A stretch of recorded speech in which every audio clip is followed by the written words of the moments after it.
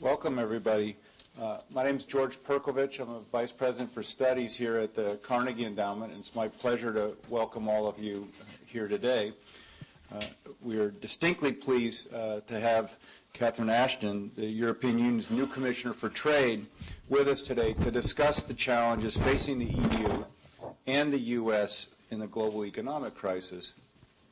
In particular, Commissioner Ashton will address not only how we best keep the global economy open, but also how promoting free trade in the midst of the current financial and economic distress is vital to all of our interests. Catherine Ashton was born in Upholland in Lancashire, from where she took her title Baroness Ashton of Upholland when she became a British life peer in 1999. She's held a number of senior positions in the British government and was appointed leader of the House of Lords and Lord President of the Council in Gordon Brown's first cabinet in 2007. Commissioner Ashton brings to her new position significant European experience. Among other things, she steered the Lisbon Treaty through the UK's upper chamber, which, as other countries have found, wasn't so easy to do through parliaments. She's also an experienced international negotiator, having been responsible for negotiating the international trade and legal services with India and South Africa. The Commissioner has generously agreed to take questions after her opening remarks, and my colleague Sandra Pulaski, the Director of our International Trade and Equity Program, will moderate that discussion. So let me again welcome all of you, and especially Commissioner Ashton, and give the floor to you. Thank you. George, very much. George, Sandra, colleagues, thank you very much for giving me the opportunity to be here. I thought I might start by explaining to you a little bit about a baroness, and I can do no better than telling you what my daughter Rebecca said when I was made a baroness in 1999, when she was 7 years old. She went to school to be asked by her head teacher, Rebecca, do you know what's happened to Mummy? And Rebecca said, oh yes, Mrs. Scruton, my mummy's become a baroness. And her teacher said, yes, Rebecca, but what does that mean? And she said, oh, Mrs. Scruton, it's very easy. She's halfway between a politician and a princess. To her eternal chagrin, I far too much like the politician and not enough like the princess. But it's a great delight, and everybody calls me Kathy, so when we get to questions, please, I hope you'll feel able to do the same. It's a great delight to be here and to have this opportunity. For me, the greatest part of it will be when we're able to have our conversation at the end. So I'd like to, in my speech, take you on a journey with me on why I think it's so important that here we are facing these difficult times with trade so much a part of the agenda. But to begin with, you know, it's been mentioned already that I grew up in Lancashire in England, and I grew up in a very small village. No one in my family had ever visited America, but we all knew what the American dream meant, and I suppose secretly we all wanted to be American. So much so, in fact, that my brother, who came to high school here as an 18-year-old, decided there and then that he was going to find his way back to the country he fell in love with, and spent the next 15 years finding jobs that could lead him here. He's now very proud to be an American citizen and to have raised his family in Missouri, and I'm very proud to be part of an American family. But the main reason, I suppose, we looked back on those days and thought of America was the films and the programmes that were beamed into our living room. We saw the land of the free, founded on the principles of liberty and opportunity, where working hard was the route to success and where anything was possible. The America I grew up with was an outward-looking force for good in the world, a nation that defined itself not so much by what it was, but by what it had the potential to be, a nation open to trade, open to services, and above all, open to ideas. I believe the European Union shares these ideals. We are a large, open economy. We believe in democracy, in liberty and openness. These are the principles that the European community was founded on in the 1950s, and they bind our member states together to this day. I think today we're at one of those moments in history when we need to remember what we stand for. We're faced with the worst economic slump for 80 years, a global economic slump, and the temptation to retreat back into our shells, to pull down the blinds and shut out the world, faces us all. It's a natural instinct when faced with a challenge on the scale of the one that we currently face. But sometimes retreat's the wrong reaction. Retreating to the safety of our own domestic markets is certainly a huge mistake. We all know it's what tipped recession into depression in the 1930s and what could turn downturn into downfall today. So the choice we face is between doing something what is popular but damaging in the short term and what's right and sustainable in the medium to long term. The European Union is staking its claim on the latter, and I believe the United States should do too. I say this because I've seen doubts creeping in here and there about the United States' commitment to open markets. I suppose the concern is that the United States system and public opinion have fundamentally shifted, that President Obama may not adhere to the principles of free trade that have made the United States the economic superpower it is. Actually, I don't believe for a moment that those fears are true. The United States knows it has everything to lose and nothing to gain from turning inwards. The USA is $1 trillion per year richer as a result of its integration within the global trading system over the past half-century. And interestingly, it's the improvement in the United States trade balance which provided all United States economic growth, all of it, in 2008. Whatever the difficulties, and there are some, in specific sectors, it's vital that we keep those thoughts in our minds. And that's why I'm here, partly to meet the new administration. I will see Ron Kirk, who I hope will be my new counterpart shortly when the vote has taken place, and I'm looking forward very much to working with him and his team to drive forward both the multilateral and the bilateral agenda. I'm under no illusion, we should be under no illusion. The current economic situation is extremely serious, and it's almost certain to get a little worse before it starts to get better.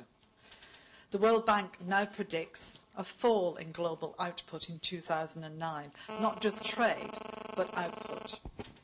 This year will experience the first decline in global trade since 1982. Unemployment is currently above 8% in the United States. For the first time in my working life, it's as high here as in the European Union at 8%. But it will get better.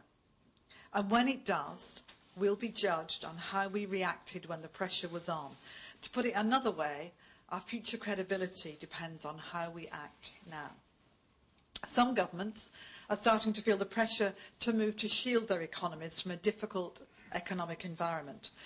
You hear talk of raising tariffs and non-tariff barriers, of unfairly subsidising exports, of introducing local content requirements in stimulus packages. At the moment, it's very difficult to assess how economically important these are individually, but they carry the risk of what could be a widespread protectionist backlash. The only result of this, in my view, would be an even larger decline in world trade. But there's a risk I might be misunderstood here.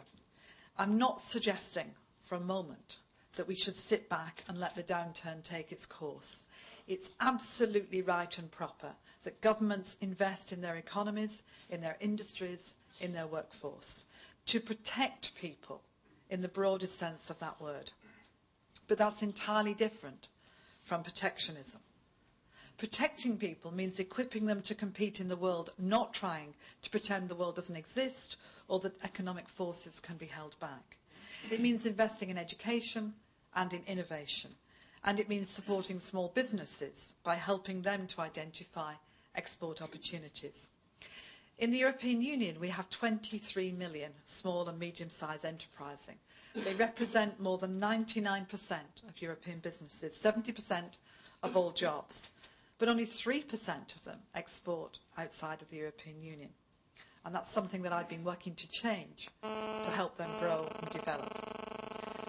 Open markets, too, can seem sometimes like an abstract concept, but they're the only way forward, given the challenges that we face.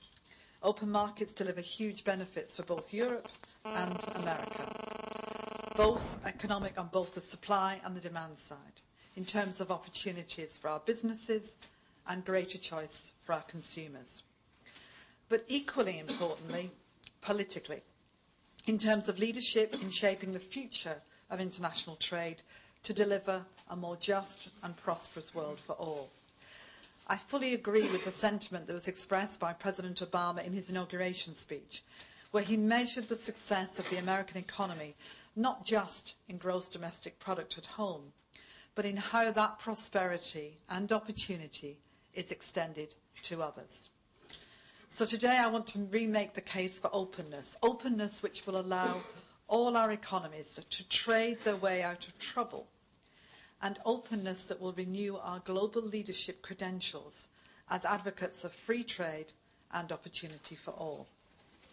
That global leadership should, in my view, be founded on coordinated action, and there's a lot of discussion at the moment of what that might consist of, and more than a little speculation on whether the United States and the European Union will see eye to eye. Reform of the institutions governing the global economy, clearly a necessity to allow emerging economies to take their rightful place at the table and to improve the supervisory functions of these institutions to make sure that we can avoid repetition of current events in the future. Here, the US has a proven track record, setting up the Bretton Woods institutions after the Second World War and establishing the World Trade Organization after the Uruguay round 15 years ago. US leadership and commitment will also now be needed if we're to reform these institutions. I believe that together the European Union and the United States can achieve this by investing again in effective multilateralism. Through that, we can ensure that global institutions we so badly need are up to the task and have the necessary tools to carry out their function. It's in our common interest. We hear a lot too about the importance of both fiscal stimulus and financial regulation in addressing the current crisis. Now, while these are vital, and I mean vital, to help to stabilise the situation and ensure it doesn't recur, there is a third equally vital component: maintaining and extending open trade. It's the motor of open trade that will provide the opportunities to generate wealth that will see us through this current downturn. And if we're really serious about keeping markets open, then we should have the courage and vision to deliver on the G20 commitments of last November. Our leaders made a pledge to refrain from raising new barriers to investment or trade in goods and services, imposing new export restrictions or implementing World Trade Organization inconsistent measures to stimulate exports. We must stick to that together. To truly deliver on those commitments made at the G20, we need to turn the rhetoric into the reality and complete the Doha round of World Trade talks. This agreement would add hundreds of billions of dollars to the world economy every year and allow the developing world to continue to lift its citizens out of poverty through the dignity of their own labour and the genius of their own ideas.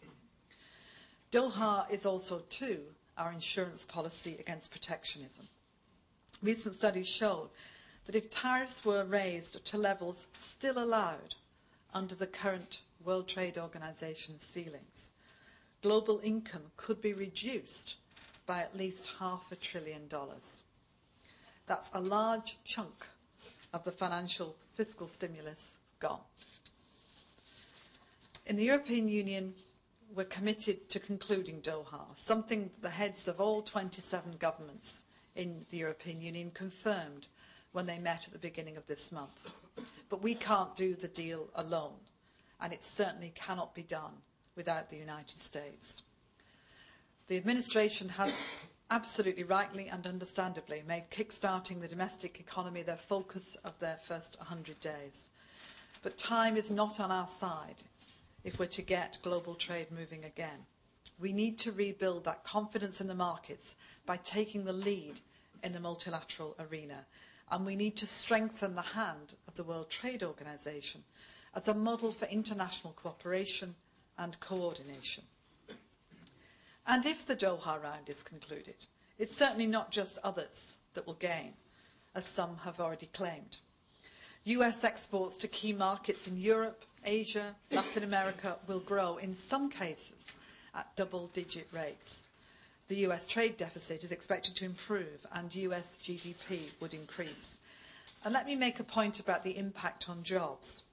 Our analysis shows that Doha will modestly improve real wages in all sectors of the United States economy for both skilled and unskilled workers, and that the net effect of the round will be job creating. So there is potentially a package good for the United States and the basis for moving forward towards a right deal at the right time. And let's not forget that only a rejuvenated Doha success can move a rejuvenated World Trade Organization onto the broader agenda which understandably the United States seeks. So in closing, I want to just look for a moment or two at our bilateral relationship. We know that before the current downturn, the global economic landscape was shifting. The emerging economies of Asia were gaining ground and had challenged the traditional world economic order. The downturn has not halted that process, but the transatlantic economy still remains the largest in the world, worth more than $3 trillion in commercial sales and employing more than 14 million workers. The largest chunk of this relationship consists of the stock of investment, worth $2 trillion, which is split more or less evenly. And it's worth recalling that US investment in Europe was 3 times more than in all of Asia in 2007. European Union investment in the United States in 2006 was 12 times the level of European Union investment in China and more than 28 times the level of investment in India. The figures illustrate the hard facts of the transatlantic economic relationship, and it makes sense to work towards further converging our market rules and removing existing barriers. On the flip side, our credibility will be undermined and our energy sapped if we persist in pursuing bilateral trade disputes through the World Trade Organization. We have the largest and deepest economic relationship in the world. It's inevitable that trade disputes arise from time to time, but we mustn't forget they affect less than 2% of our bilateral trade. The disputes aren't the results of high tariffs or other traditional trade barriers. They're regulatory in nature and often rooted in the different systems of regulation we have and also our cultural traditions. And that makes them difficult to solve. But we should try, because not doing so hurts us both, ties up the World Trade Organization machinery and our trade officials when they have more important projects to work on. I'm a great believer in dialogue, talking to each other about irritants before they become disputes and about disputes before they become sanctions. I'm determined that we work together to solve these legacy issues and to clear the way for a new era of cooperation that's based on mutual goals rather than mutual suspicion, and where disputes are replaced by deals. But we have the structures. The Transatlantic Economic Council is one example, and I want those structures to be put to better use. Regulatory convergence would solve 95% of the problems we face, but that requires both high-level political commitment and a lot of upstream work. We can agree on mutual recognition of accounting standards. We'll both be shortly engaged in major new projects to regulate our financial markets and implement an international agreement to reduce carbon emissions. I cannot think of a better moment to work together to make these laws convergent, compatible and mutually reinforcing. So, in the spirit of those United States TV shows I loved to watch when I was growing up, This is the moment in the current crisis when the hero of the hour appears. It's a time when the world is looking for the European Union and the United States to stand shoulder to shoulder and stand up for what we believe in, to show the courage and the leadership and the vision that's necessary to banish the forces of protectionism and to ensure a fair and just outcome for all. And while we know that real life isn't quite like television, I believe that the new administration has that courage, leadership and vision, and Europe is ready to stand side by side with its United States partner to win this fight. Thank you.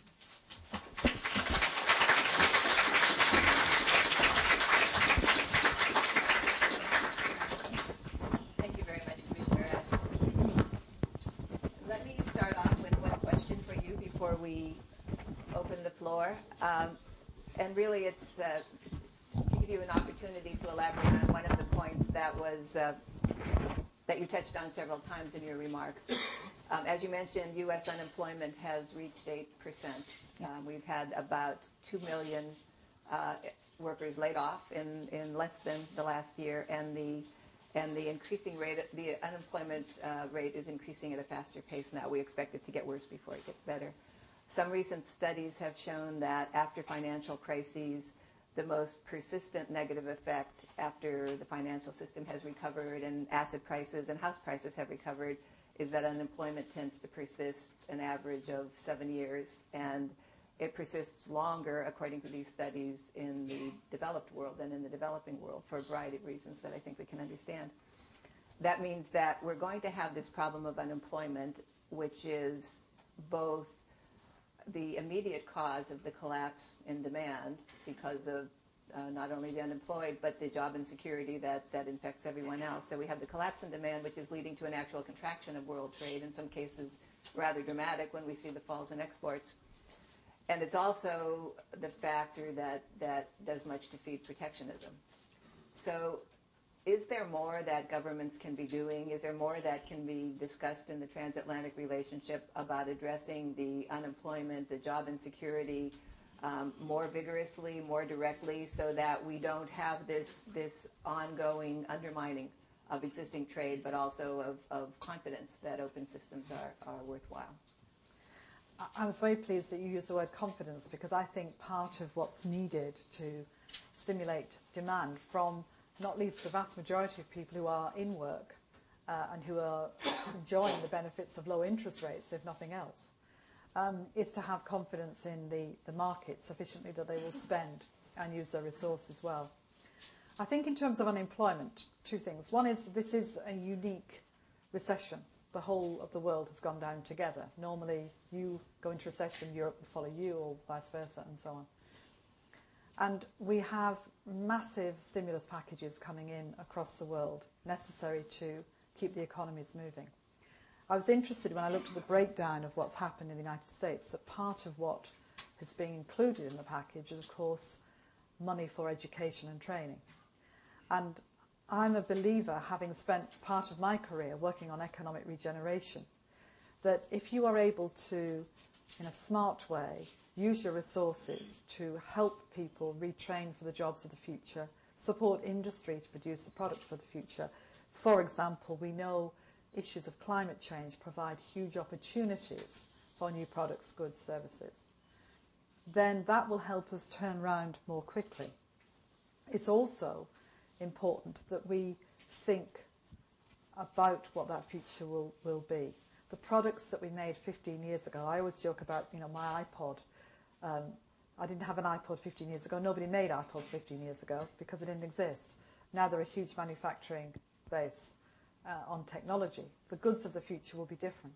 So the opportunity that we can afford people to retrain, reskill, re-equip, protecting, not protectionism, getting our industry ready for the economies of the future, I think could help turn that situation around, because for the first time we have huge stimulus packages going in.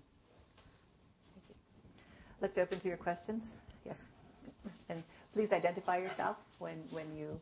Yeah, Steve Charnovitz, George Washington University Law School. Thank you, Commissioner. That was as thoughtful and eloquent as of a defense for free trade as I've ever heard. So I wanted to complement that. You indicated back last fall that the G20 had said that they would resist protectionism, and then we see, I think it was a World Bank study said that 17 out of 20 had failed in that pledge. It seems like the politicians and bureaucrats maybe are not capable of resisting protectionism. So I'm wondering, you mentioned this Transatlantic Economic Council. What role do you see in that council for transatlantic cooperation of business groups, advisory business groups, labor groups, environmental groups, legislators of the EC in the United States, consumer groups? We had an effort like that in the Clinton administration of some transatlantic NGO and business cooperation. It seems to have lost its way in the Bush administration there. I think the potential for the Transatlantic Economic Council is enormous. This particular version was set up between Chancellor Angela Merkel and President Bush in the German presidency of the European Union. And what I observe is that it has got the makings of a strong dialogue between exactly legislators, business, civil society, and the kind of the political wing of it, the commissioners and the administration. But it needs to think more strategically. And what I would like to see it do is in a sense, think about the future more, to look at what's coming towards us, whether that's on regulatory issues to do with where the science is moving, whether that's on the strategic partnership we need to have between ourselves to make sure that we deal with protectionist tendencies or issues, and that we know what we mean by that, or whether it's simply thinking through how do we work more closely as we develop our legislation so it fits together. All of that is, for me, a fundamental part of where I hope the new administration might consider taking this particular model. And certainly on protectionism per se, well, I've not seen the report. I'm trying to work out who the 3 countries are that didn't. That's the interesting thing. If anyone knows, please tell me. I think, I'm always conscious of being clear about the difference between the rhetoric and the reality of what political leaders say to their domestic audiences and what they actually do. And certainly that's something we have to be very mindful of. But the best way of tackling protectionism on a huge scale is to complete multilateral agreements and prevent it. Yes. Thank you. I'm Paula Stern, the Stern Group, but I'd like to use the question period to ask you about this reference to reducing carbon emissions and that we may be close to an agreement between the U.S. and the EU. I just finished doing a paper for the Chatham House and the Atlantic Council for the G20 in which I called for a greener, grander global bargain on trade and said, look, we have to look at Copenhagen coming down the pike and think about multilateralism with regard to the WTO. But given the pressures and the lack of support, demonstrable support in the United States for the Doha round, that rather perhaps the WTO should be tasked with starting with plurilateral agreements to lower tariffs in environmental green-related goods, should start to tackle the fact that energy's not even been considered in the WTO and is such a big part of our whole climate change and question, and went on other concrete examples. I'm wondering, now that you're going to be seeing USTR designate Kirk, whether it would be more fruitful to start talking about using the WTO in these arena, as well as, for example, subsidies, energy-related subsidies that are very distorting, ethanol, other things, whether that would be a more fruitful approach than asking the U.S. again to pledge to try to finish the Doha round, which President Bush was not able to do after 7.5 or 8 years. So, this is about the G20 and going forward, and should the Doha round be the litmus test for dealing with multilateralism and liberalization of trade? Paula, thank you for that. I mean, 2 or 3 things I would say on that. First of all, the point about the Doha round is it's on the table, and a lot of the hard work has already been done. You quite rightly talked about 7 years of work. I think Uruguay was 8 years, so it's still within its kind of the norm, if I can call it that. But you know, the fact you've got a deal that's largely got a lot of it done. There's more to do, of course.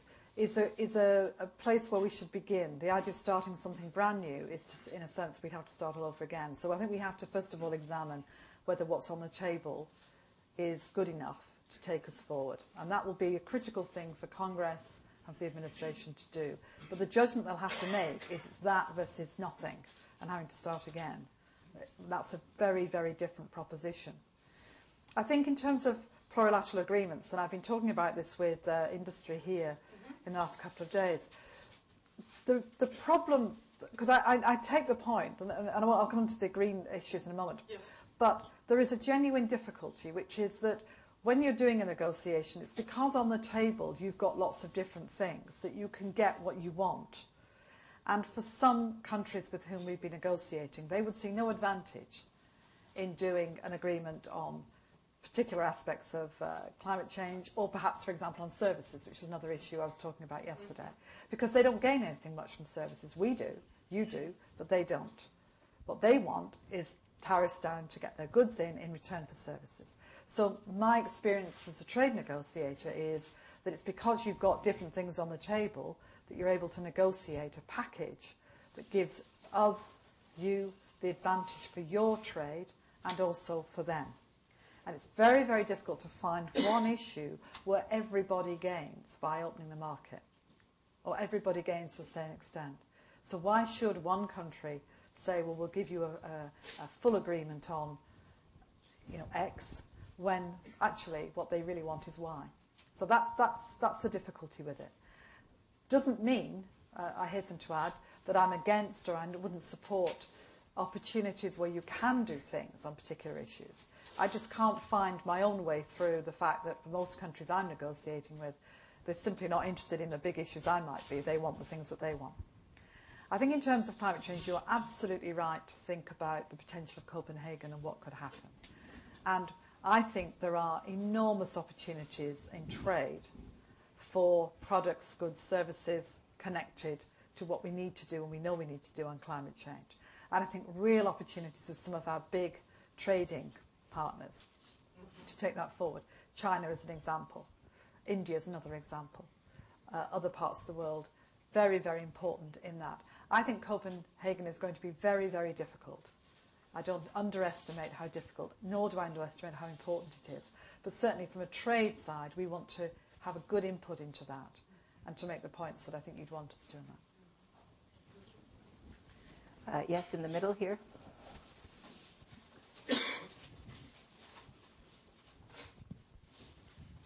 My name is Sean Marie Giroux. I'm with the company Trade Moves. We work with the National Confectioners Association, which represent manufacturers, importers, exporters of cocoa products, confectionery, everything from chocolate to chewing gum. And one of the issues that we're concerned with is bilateral trade disputes, and in particular the beef hormone dispute.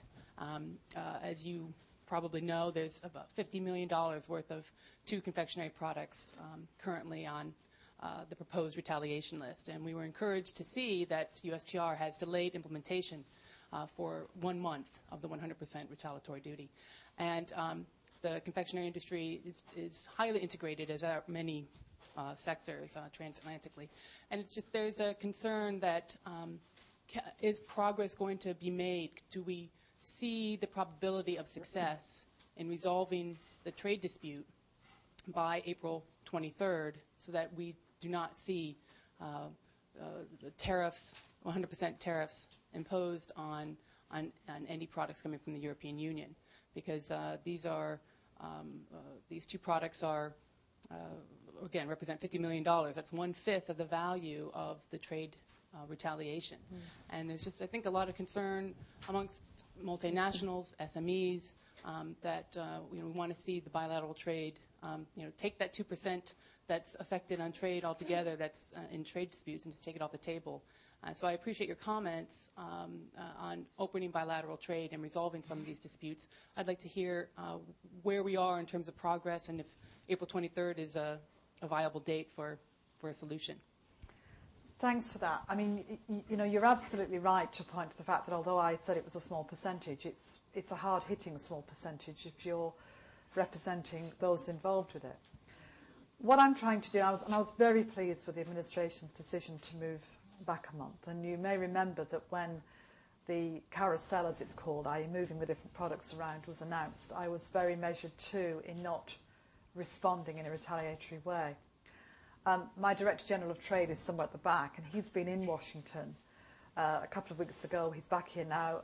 The United States people have been out to us to try and work our way through it. I would like to try and find a solution. Whether I can achieve that, I'm not sure. But it won't be because we didn't all try.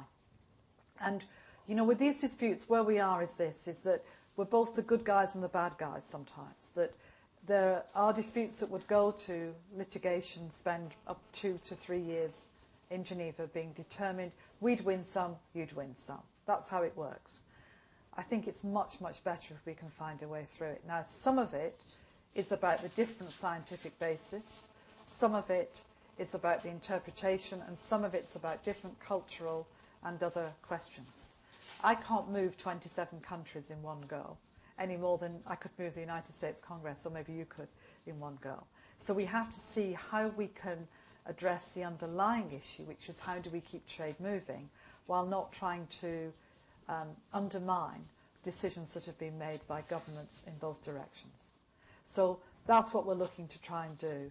And if we're successful, then we'll be able to, I hope, move forward in that spirit and both resolve them before they get to this point. That's my real ambition. But actually try and find a way through this. And I hope we'll have done that by April the 23rd. But I can't promise that I'll succeed. And that's not because the United States is being difficult. It's because it's a difficult issue to find a way through. Commissioner, if you don't mind, I think I'll take 2 or 3 questions at a time, and then we may get through more people's questions that way. Yes, in the third row. Yes. I'm Jerry Hagstrom from National Journal's Congress Daily. We've just had a report today that Crawford Faulkner is resigning as the EU, or not the EU, but the WTO agricultural trade negotiator, or the head of that committee.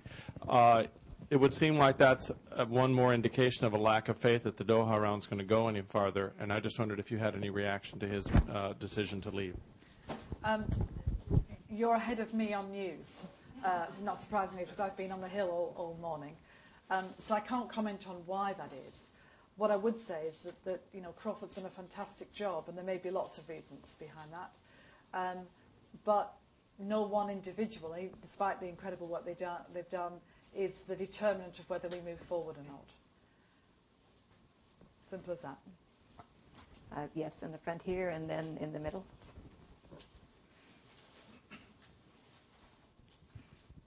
Hi, thanks. I'm Jamie Strawbridge from Inside U.S. Trade. I was just hoping you could say a little more, Commissioner, on 2 things having to do with short-term priorities on trade. Specifically, when you meet with Mr. Kirk, what will your main message be on trade and the things that you'd like to work with him on in the short term? And secondly, looking ahead to the G20 meeting in London on April 2nd, what specific outcomes on trade are you hoping for from that meeting? I mean, are you hoping for an extension of the November pledge on protectionism? Are you hoping that's even bolstered further? Are you hoping for something specific on Doha? If you could just give us a preview of that, that'd be great. Thanks. Let's get the question in the middle here. Yes, Steve. Yeah, Tatiana Krzyzanska from the Cato Institute. My question will be that, as you have mentioned during your speech, we already have the World Trade Arena called WTO, and the idea basically was to bring as many members there as possible to have the world free for trade. But now you're talking about this U.S. and European Union Trade Council. don't you think that the rest of the world could treat it as separating or even segregating the trade, and that European Union and US would be acting in their own interest when it's like so difficult right now with the crisis? So my question is basically, don't you think that it can be a bad reaction from the rest of the world on this council? Thank you. Let's take one more question in the back. The gentleman with the red tie. Yes. Good afternoon. Michael Maybach with the European American Business Council. Thank you for being with us. We represent 70 U.S. and European companies. I wanted to ask about the WTO case on the Information Technology Agreement of 1997. Our European and American companies want to have zero tariff on IT products, and we think it's good for Europe and for their companies and citizens. Could you comment on the case? Mm-hmm. Okay, thanks for those three. Jamie, first to you, main messages for Mr. Kirk. Importance of trade generally. I mean, it's a bit like the speech, but condensed. Importance of trade generally, that we want to work closely with him and with Congress. Multilateral deals are essentially the best way forward. Please will he look at the Doha round and try and come to a conclusion as soon as he can. And this bilateral relationship, as I've described it, of a strong relationship, largest trading partners.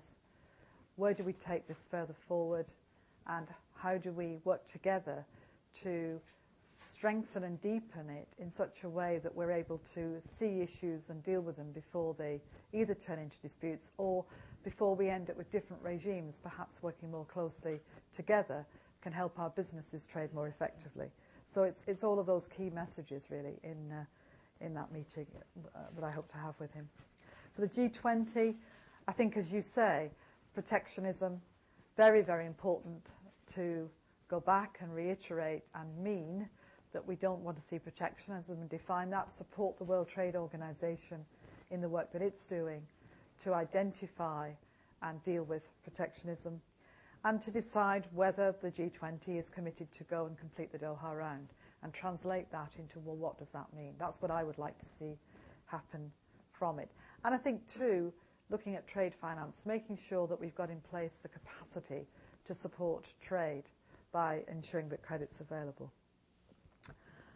I think I describe it as the World Trade Organization versus bilateralism, is what you were saying. And interestingly, we have this debate quite often. In fact, we were having this debate, I think yesterday, with my team, about making sure that in strengthening this relationship across the Atlantic, it wasn't interpreted as a sign that we weren't open for business with the rest of the world, nor that we didn't care about the rest of the world, particularly the developing countries. And I have to say that I'm very worried about what's going to happen in some of our developing countries in the light of what will happen to them in this economic downturn. I worry because of their inability to be able to support their economies in the way that we've been able to. And I worry that they won't be able to trade effectively. And I worry that aid will not be as forthcoming. And that, I think, is a terrible kind of triple set of circumstances. We have to be very mindful of that. So I don't see this in any way as being not about America and the European Union looking outwards as well. But I'm just very conscious this is a strong relationship that we need to build on too. And I don't want those to be seen as contradictions. And it's very interesting that you went exactly where we were saying yesterday. We don't want people to go in thinking that. So you've helped me by making me realise we've got to get that message right in what we do as well. And in terms of the, Michael, you were saying about the ITA, the technological products. We're in Geneva at the moment, as you know. Now, we've put forward a proposal which America so far has not come back to us on, and we really hope they do, which is that the problem is the list of products that we wrote down 10 years ago bear no relation to the list of products that we have now. My Director General was saying, we used to have printers. Well, nowadays, printers are printers, scanners, faxes. Mobile telephones do everything, apart from make the tea. I mean, there's a whole raft of changes, and actually products change so dramatically. What we need is a mechanism to be able to fast-track new products onto the list. So we're going to go back with a new offer, but we're really hoping that we can get a response on that, because that, I think, would be really, really important. Shall we take another round of questions? In the very back, yes? Checking if my things are on. Commissioner, I'm Terry Townsend from the International Cotton Advisory Committee. As noted, you gave a very eloquent argument or defense of free trade and have spoken eloquently about the need for completing the Doha Round. Nevertheless, the Doha Round was supposed to have been done in 2005, and it's not done yet. I wonder if you could talk about alternatives. Are there other initiatives in addition to or perhaps beside the Doha Round that might move the world forward toward economic growth through expanded trade that would not rely on a completion of the Doha Round? Yes, in the middle, the woman in the, yes. Hi, I'm Sudha from Manchester Trade. My question is on economic partnership agreements.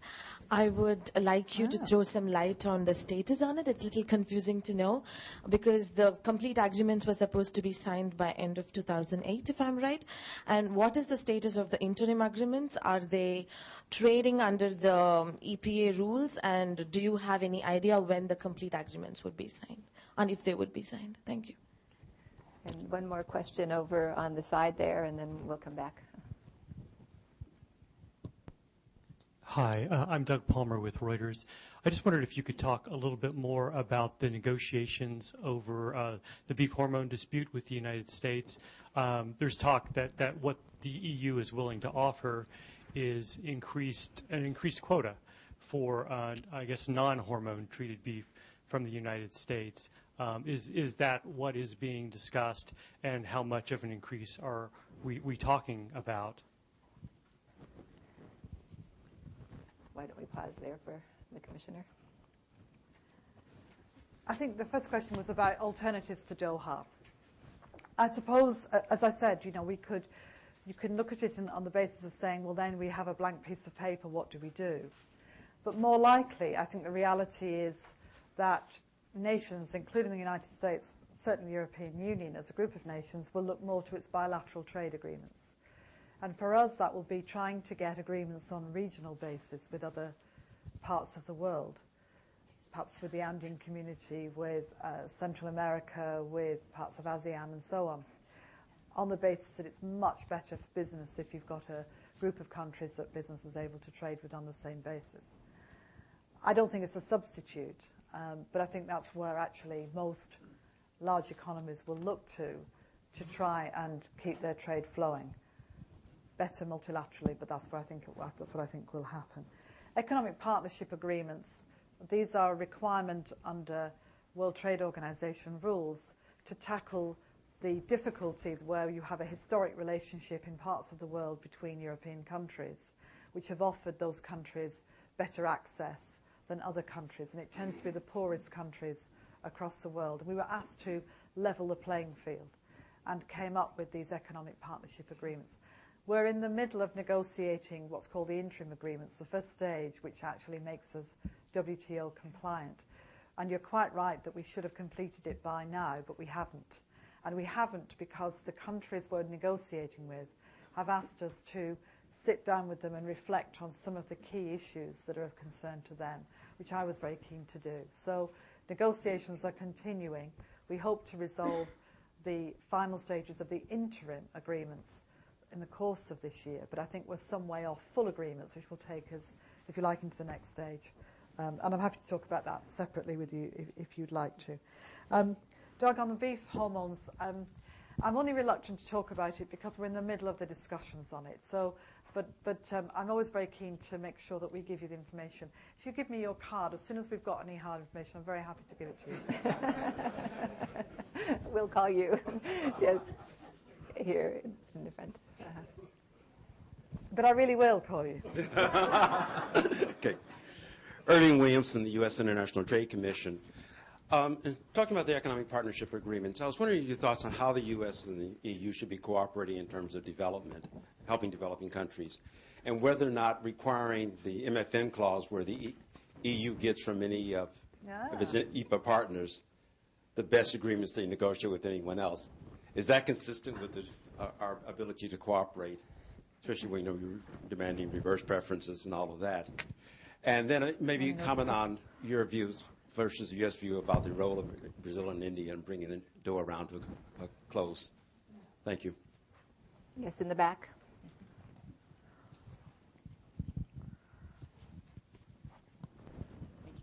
Julie Howard from the Partnership to Cut Hunger and Poverty in Africa. Another developing country sort of issue. Last year we went through the beginning of the global food price crisis, and we saw, as you correctly noted, sort of increase in pushing up tariffs and export bans. With the future of Doha, we would like to think optimistic, but reality chimes in. Is there something we could do, I think following up on Terry's question, an alternative or an early harvest from Doha where the countries, there might be some leadership to stop future export bans, or it might be some kind of enforcement particularly targeted to food and humanitarian aid? Yes, and one more question in the middle here, and then we'll go to Commissioner Ashton. Christopher Wink, U.S. Chamber of Commerce Commissioner. A couple questions. First of all, could you tell us about your visit to Capitol Hill, the lawmakers that you met with, and what sort of reaction you got from them, particularly on the Doha round? And also wanted to ask you about the EU-Korea free trade agreement negotiations. There has been some speculation there's going to be an announcement in London about that. So if you could elaborate on that, please. It's great having a very well-informed audience, let me tell you. Back to economic partnership agreements to begin with. MFN clause, for those who may not know, and I certainly didn't until I took this job, is called the most favoured nation clause. The access that we're trying to give for countries is also linked to the support we want to give them in development. And the European Union is pledged to provide levels of support which will enable those economies to develop their industries in order that they can compete. It is my view that we want to see self-sustaining, sovereign nations competing successfully with all of us. And as a consequence, they will buy our products too. So in the long term, there's a good benefit to us all. But it is about development and trade working together. The requirement of the 27 member states is this, that if they're going to do that, if there comes a point when those countries are able to lower tariffs on another aspect of their products, then we should get the benefit of that lower tariff too. And it's fundamentally to say there are some economies in the world who do nothing to support the developing world, but who would come in and want to do trade agreements from which we would not benefit. Now, I've explained this to many, many of the trade ministers across the African, Caribbean and Pacific world. And to be fair to them, they have understood exactly why we feel that that's important. We have moved and dealt with many of the other issues that they've got, but it is an issue that we feel actually is a fair one. It's not going to affect their ability to conclude their agreements. And it was originally trapped in the idea that this was affecting their policy space. Well, I don't think it does. But we're still in dialogue about it. But that's the fundamental basis of it. And as I say, so far, I think people understand what we're trying to do, even if they're not as comfortable with it as we would like them to be. Julie, I don't know about an early harvest from Doha. You make some very, very important points about food and humanitarian aid. And I can't give you a very good answer because I don't know enough about those issues to sound other than really just skating on the surface. I do think anything that we can do that is going to try and support countries that are going to go through extraordinarily difficult times in terms of food aid and in terms of humanitarian aid, we ought to do in any event as individual nations and collectively as far as we possibly can. Whether there's something to be done through the WTO, I don't know. But I'll certainly ask Pascal Lamy about that because I think you make a very, very interesting and important point on that. And Chris, you asked me who we'd seen. I've been seeing the Ways and Means Committee, essentially, and the Trade Subcommittee members, an informal session where they came to talk to me and I to them about what I was doing there. It was extremely good from my point of view. Lots of the issues you've raised here were the issues that we discussed, and in similar vein. And of course, they are very concerned now to look carefully at the legislation and the implications of where the administration might want to go, and for themselves as a Congress to decide their own views on Doha and beyond. And EU-Korea, well, we haven't set final meetings. We are in the final stages of negotiation on the Korean deal. We believe from the European Commission it's a very, very good deal for Europe, and I really do hope we're able to conclude it very soon. Commissioner, I'd like to take one more round of Yeah, questions if you have the time. Very good. So let's start out in the very back. The gentleman. And thank you for coming. I'm Jim Berger from Washington Trade Daily. I believe that one of the reasons your Gray Round took 8 years to complete was the economic downturn of the 1980s. Can the Doha round survive a 2 or 3 year hiatus? Gosh. Here in the middle, yes.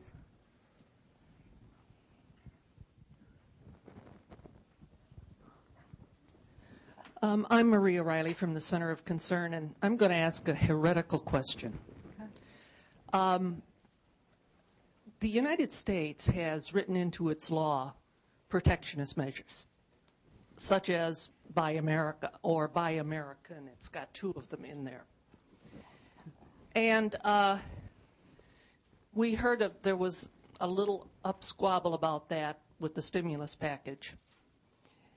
And I'm of the mind that some forms of protectionism are legitimate for political, economic, or social reasons. And we also know that the Cambridge scholar Han Sung has talked about the fact that the Doha round of negotiations has taken away policy space that the European Union nations used and the U.S. used in our developmental process, which allowed us to make the progress that we have made. So I would just like to raise the question about legitimate protectionism and say if we could come to some agreement on that, maybe then the dialogue could be around what would be legitimately protectionistic for any given country or a situation and what is not. I know that the word itself is anathema. Yes, in the front here.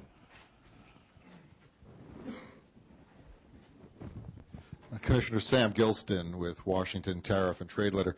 You spoke about the need for the European Union and the U.S. to lead by the Transatlantic Economic Council and also in the Doha round.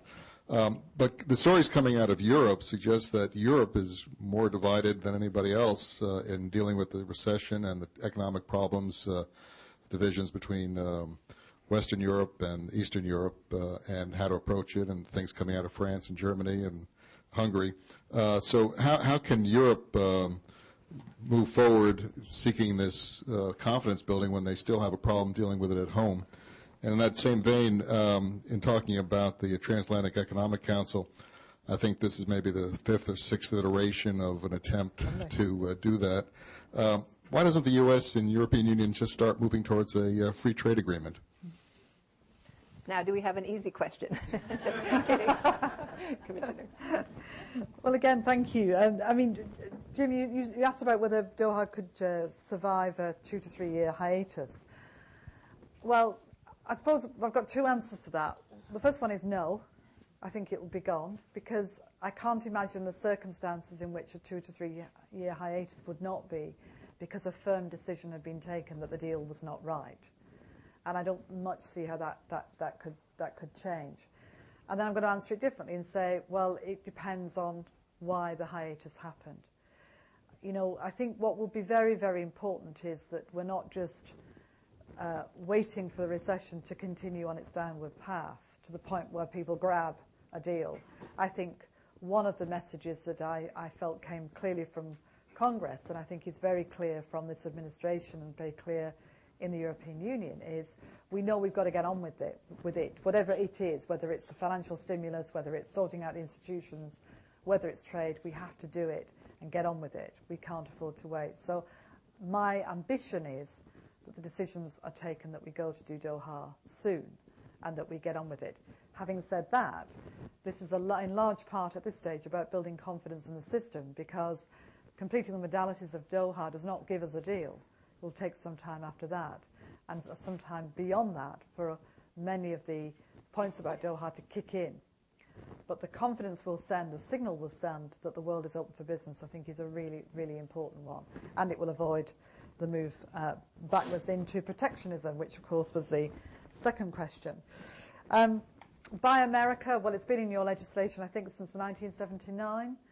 The government procurement agreement has been a satisfactory way in which, from the European Union side, we've been able to collaborate on infrastructure projects and so on, and have felt the benefit of the relationship and not the negative side. Our concern when the legislation reappeared was to be clear that it was the same. In other words, it wasn't different. And if you look at the wording of the legislation, it says that this legislation should apply, I forget the exact wording, but in this, looking to international agreements that have been signed. In other words, that those should fit together. And I was reassured on Capitol Hill this morning that that is indeed what they would expect to see, in which case that's fine. But your point about acceptable levels of protectionism, well, the trouble is protectionism means something, and it means that you have raised your barriers to prevent trade operating. And if you do that, the effect is that it spirals into downturn, into recession, into potential depression. In other words, we know what happens if we do it. I understand completely, and this is the point I was making about the difference between protect and protectionism. It is absolutely right and proper that governments should invest in supporting their industries for the future, supporting their industries, businesses and people through this difficult time. That's not protectionism. It's protectionism when you say we're going to prop this up and we're going to put the barriers up and prevent the trade from operating, because what happens is you lose out, because trade barriers come up elsewhere, trading ceases, and economies spiral down. So there isn't a form of protectionism that is beneficial. It doesn't exist. There is a form of protecting and supporting your industries to develop for the future that is absolutely right and proper. And I suspect if you and I sat down together, we'd have the same agenda. I don't actually think that what you're after is what that word means. What you're after is making sure that governments are supporting industries and businesses and growing those businesses and industries domestically in order for them to move forward in the future. That's quite different to saying you close up the markets, which is what protectionism actually means, in my view. European Union divided. Well, there are big differences. It's not, as you know, it's 27 countries. There are big differences in the economies across Europe. The biggest economies are very different to the smallest economies. East and West are very different. There are robust discussions, I don't deny that, across Europe about making sure that we've got the right packages in place, just as the robust discussions in Congress and everywhere else. That's what governments need to do when they're facing situations that are unique.